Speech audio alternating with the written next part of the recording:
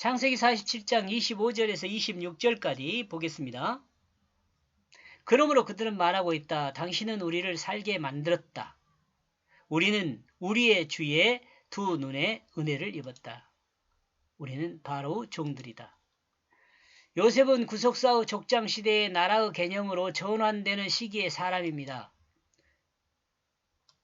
족장시대에서 나라 개념으로 전환되는 시기의 사람이죠. 이런데 이 나라의 개념은 애굽에서 가져온 것으로 볼 수 있습니다. 그리고 이 애굽에 있는 제사장 제도를 받아들인 것으로 이해할 수도 있습니다. 이런 점에서 생각하면 요셉은 제사장과 같은 개념으로 이해할 수 있다는 생각을 합니다. 우리 요셉은 예수 그리스도와 비교를 많이 합니다. 그러나 요셉이 예수 그리스도를 드러내는 점도 있을 수 있지만 제사장적 모습이 많다는 생각을 합니다. 제 생각입니다. 야곱 아들들 중 예수 그리스도를 가장 정확하게 드러낸 사람은 베냐민이기 때문에 그렇습니다. 요셉은 베냐민과 야곱이 생명으로 묶여있음을 드러내는데 중요한 역할을 하는 사람입니다.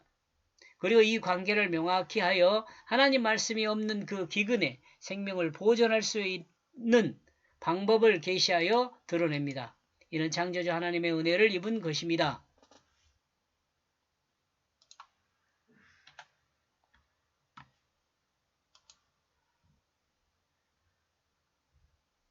그러므로 선포된 창조주 하나님 말씀을 받아 그 말씀의 뜻을 행하는 사람이 되면 그 생명은 보존받게 되는 것을 드러냅니다. 이것은 전체적으로 생각하면 하나님의 은혜를 입은 것입니다. 애굽 사람이 애굽 왕 바로의 은혜를 입은 것과 같이 하나님의 백성도 하나님 말씀의 은혜를 입게 되는 것입니다.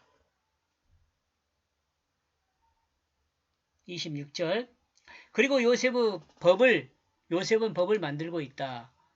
그것이 이날까지 있다. 애굽 땅 위에 5분의 1은 바로에게 상납된다. 오직 제사장의 땅은 홀로 바로 소유가 되지 않았다. 우리나라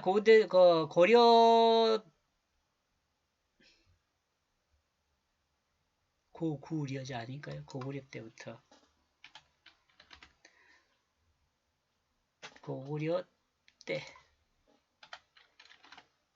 우리나라 고구려 때부터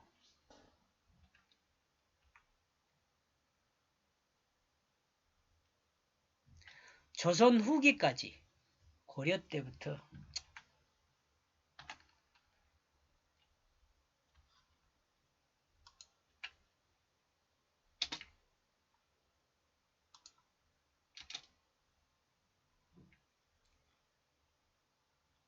타조법으로 수확량의 2분의 1을 지주에게 주었다고 합니다. 그리고 도저법으로 조선 후기에는 수확량의 3분의 1을 준 거죠.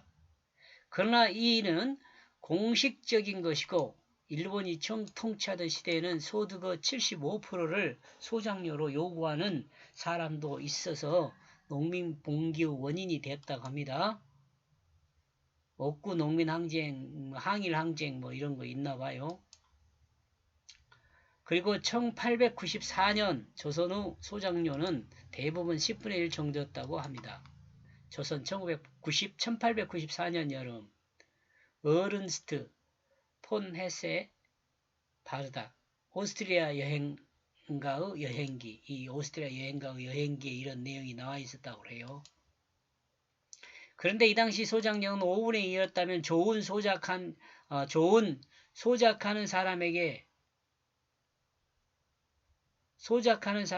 좋은 것으로 볼 수 있습니다.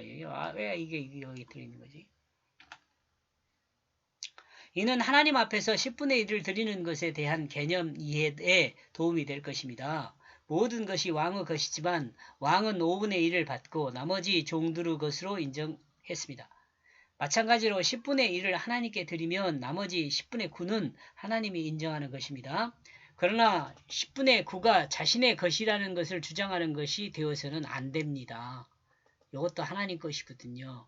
이는 모든 것이 하나님의 것임을 인정하는 것이 돼야 합니다. 11조 낸다는 자체가 그러니까요. 인간 생명의 주권이 하나님께 있습니다. 이를 인정하는 것이 11조입니다. 다른 어떤 것으로 11조를 이해하려 하는 것은 오류에 빠지기 쉽습니다. 이렇게 해서 21절부터 26절까지 내용을 정리를 하면은요. 그 땅의 수확 5분의 1은 왕에게 5분에 사는 집사람들의 양식이 되게 했다. 이렇게 정리해 보았습니다. 여기까지 보겠습니다. 고맙습니다.